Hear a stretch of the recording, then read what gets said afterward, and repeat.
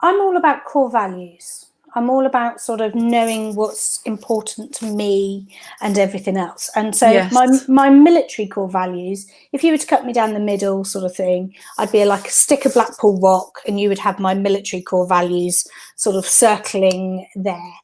And that, I learnt those from age 17. That's my formative years.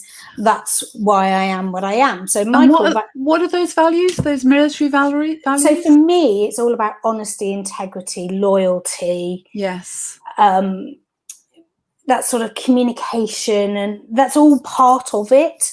And yes. when I left the military and I went out into the real world, I was still very much a naval officer trying to put civilian clothing on, run a business. So I was still very military minded. And somebody said to me a couple of years later, they went, "You've softened."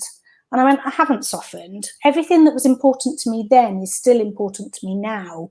But actually, I've learned when I need to tune stuff down or change the way I talk or change my approach in order to get to where I want to be in business or in life, etc."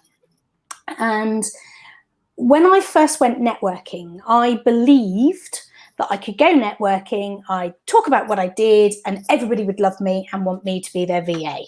Yes. And I was very matter of fact, very direct, very honest. And then I realised that actually that doesn't get you clients, because that's all about you. Yes. And then actually in business, it's not about you, it's about the other person. Absolutely. And 3 months into my business, I read a book by a guy called Bob Berg, and actually it's a co-authored book. It's Bob Berg and John David Mann, and it's called The Go-Giver. And it has 5 principles in it.